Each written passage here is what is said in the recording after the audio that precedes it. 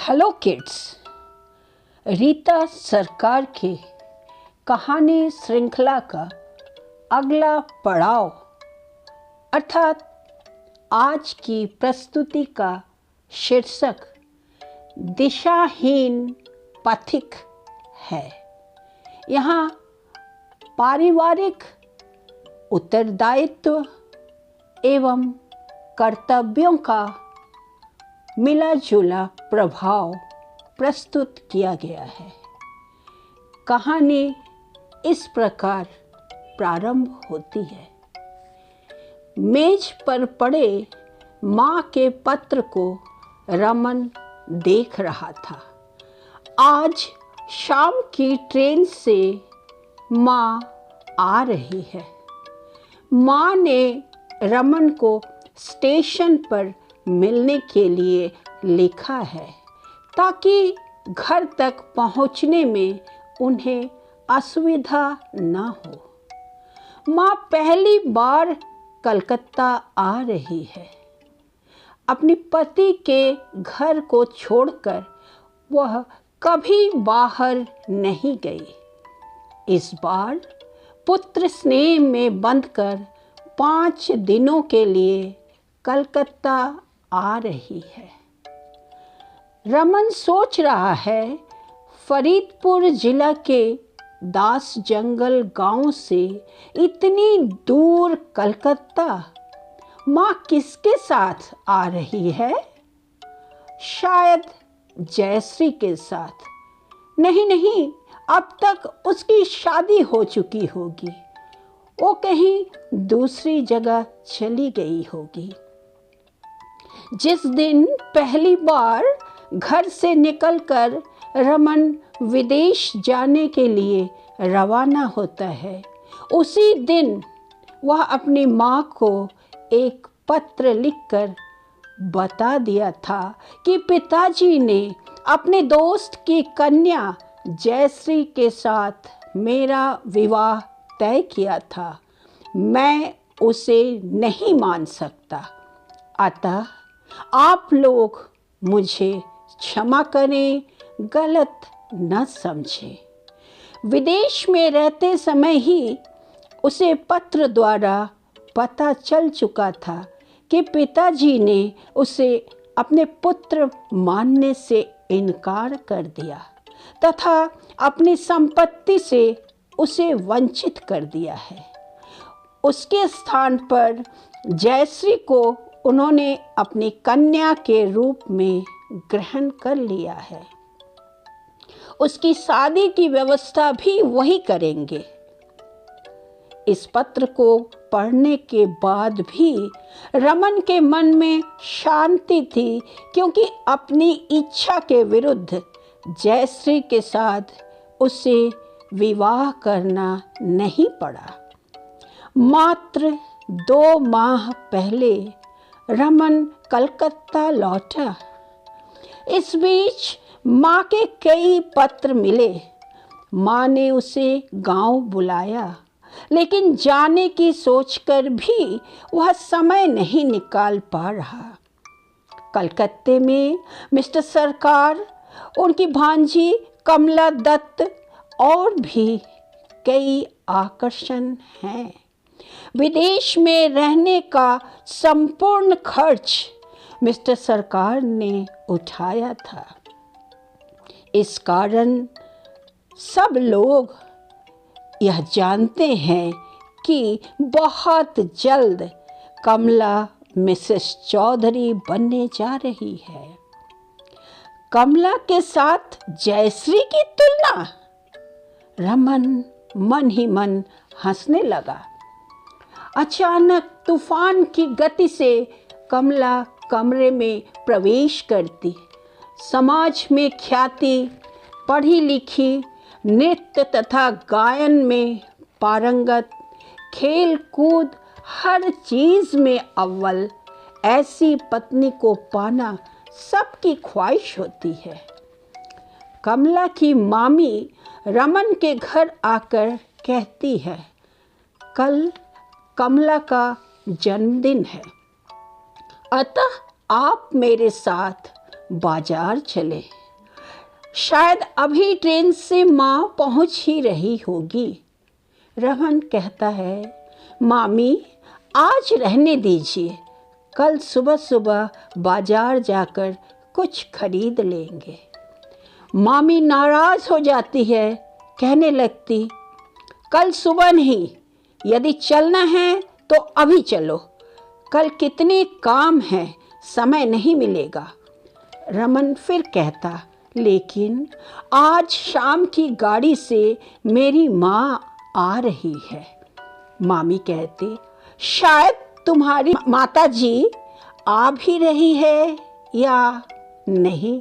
दूसरी बात, एक महिला फरीदपुर ज़िले के दास जंगल गांव से यहाँ तक आ सकती है तो वह स्टेशन से घर भी पहुँच जाएगी, इसमें चिंता की बात नहीं है। मामी की बात टाल नहीं सका। रमन अपनी गाड़ी में उन्हें बिठाकर बाजार के लिए निकलता है। अपनी घड़ी की ओर देखकर वह सोचने लगा, अभी आधे घंटे का समय है। मामी को बाजार से खरीदारी करवाने के पश्चात मैं जल्दी उन्हें घर छोड़कर माँ को लेने स्टेशन पहुँच जाऊँगा।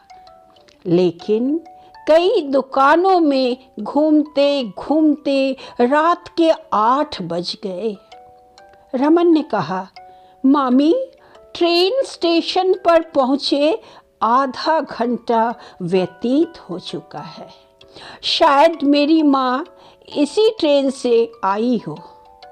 कमला की मामी कहती हैं, कोई बात नहीं, नई जगह है, तुम्हारी माँ स्टेशन पर बैठी तुम्हारा इंतज़ार कर रही होगी, मुझे घर पर छोड़कर तुम उन्हें ले आओ। मामी को घर पहुंचाकर रमन तेजी से स्टेशन पहुंचता, लेकिन माँ का कहीं पता नहीं। वह दुखी हो जाता है। माँ, जिसने कितनी कठिनाइयों का सामना करते हुए रमन को बड़ा किया, आज 4 वर्षों तक उनसे रमन मिल नहीं पाया। उसे देखने के लिए इतनी दूर से माँ आ रही है और रमन उन्हें लेने के बदले दुकानों में घूम रहा था। वह अपने आप को माफ़ नहीं कर पा रहा था। घर लौटकर रमन अचंभित हो जाता है। माँ पहुँच चुकी है। श्वेत वस्त्र पहनी माँ, शरीर पर गहने नहीं है, हाथों में चूड़ियाँ भी नहीं, माथे पर सिंदूर का अभाव। 4 साल पहले के रूप और सौंदर्य की छवि के साथ आज अपने सामने माँ की इस मूर्ति को देखने की कल्पना भी नहीं कर सका था रमन। उसके मुंह से मात्र एक शब्द निकला, माँ। रोमू बेटा। माँ ने उसे अपने पास खींच लिया।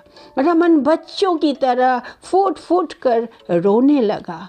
माँ ने बेटे को संभालते हुए पूछा, गांव क्यों नहीं आए? मैं तुम्हारे इंतज़ार में बैठी रह गई।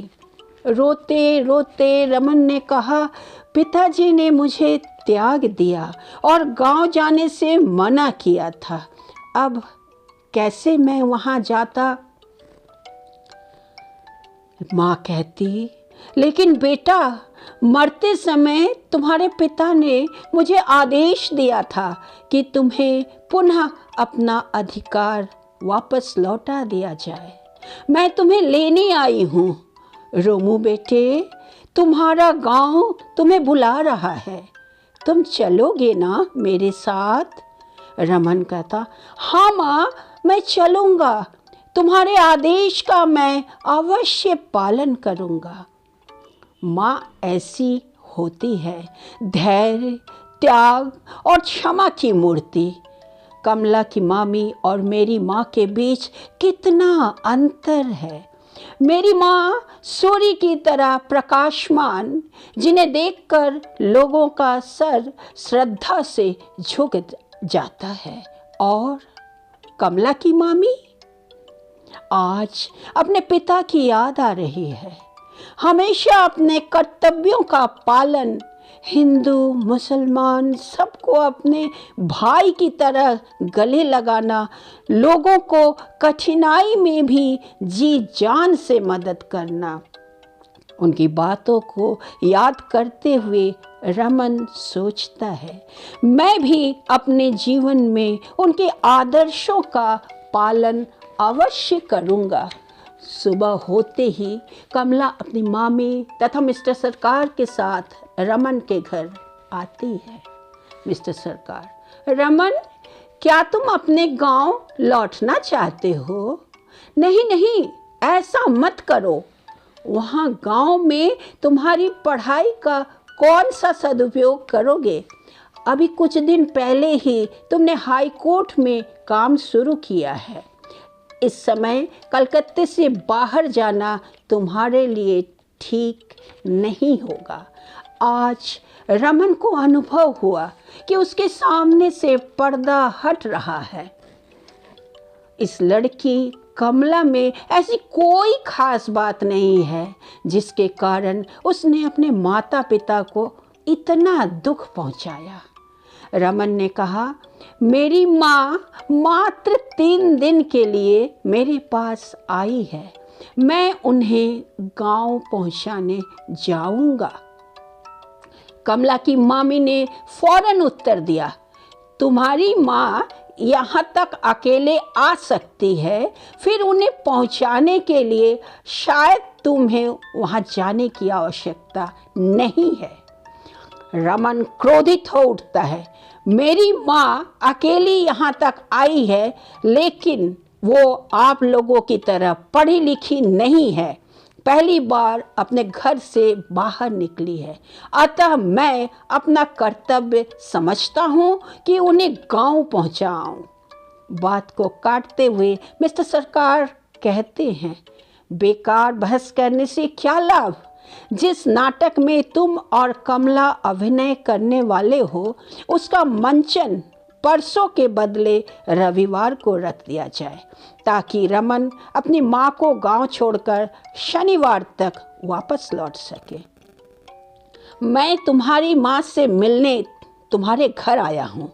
हम दोनों एक ही गांव के रहने वाले थे, इसलिए तुम्हारी माँ मुझे पहले से जानती है।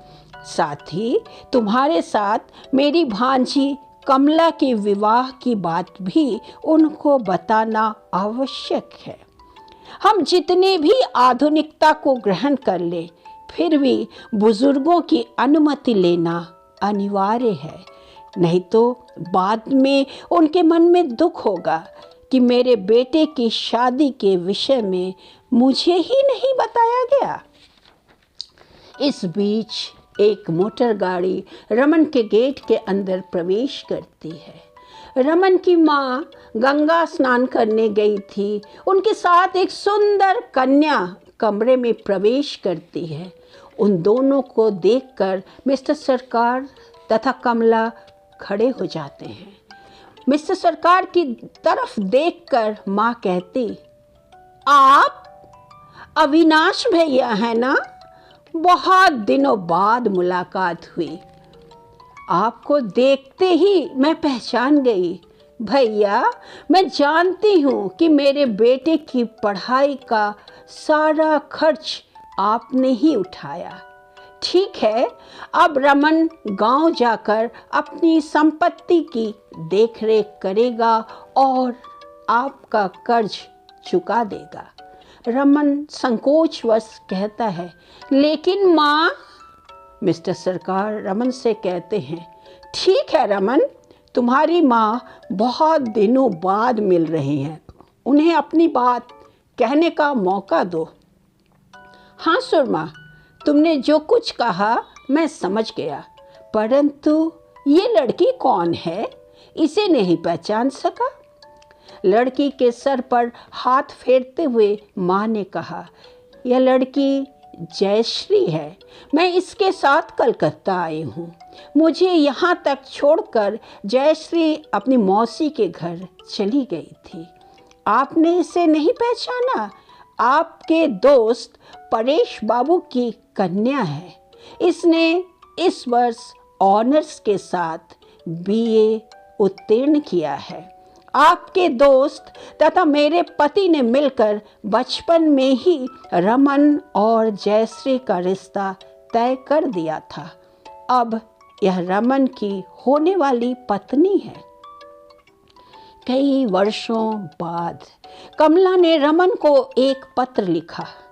दोस्त, बहुत दिनों बाद आपको पत्र लिख रही हूँ। अंतिम बार जब आपसे विदा ले रही थी, मैंने कहा था मैं अपना रास्ता खुद ढूंढ लूँगी, लेकिन चलते चलते मैं बहुत दूर निकल चुकी हूँ।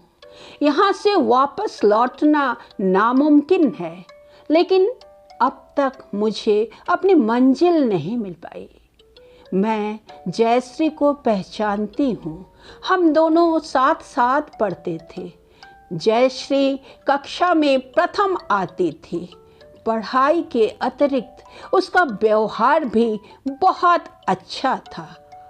शांत, मृदुभाषी, फूल की तरह कोमल जयश्री बाकी लड़कियों के लिए ईर्ष्या की विषय थी, और मैं उल्का की तरह गर्म, सब कुछ जलाकर खाक करने की इच्छा रखने वाली लड़की थी।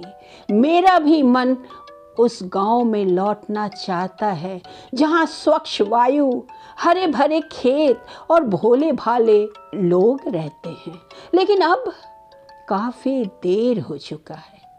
मैं निराश, हताश अपने जीवन के पथ पर बढ़ती जा रही हूँ। ठिकाना नहीं मिल रहा। ईश्वर से मेरी प्रार्थना है आप दोनों सुखी दाम्पत्य जीवन व्यतीत करें। कमला। इसके पश्चात रमन ने अपने दिशाहीन पथिक कमला को बहुत दिनों तक खोजा। कमला कहीं नहीं मिली। काफ़ी दिन बाद पता चला कि कमला अपने देश को छोड़कर अमेरिका के लिए रवाना हो गई है।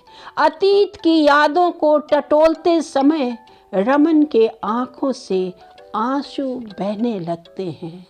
बच्चों, यह पारिवारिक बंधन है जिसे हम सब लोगों को भली भांति समझना चाहिए और सम्मान करना चाहिए।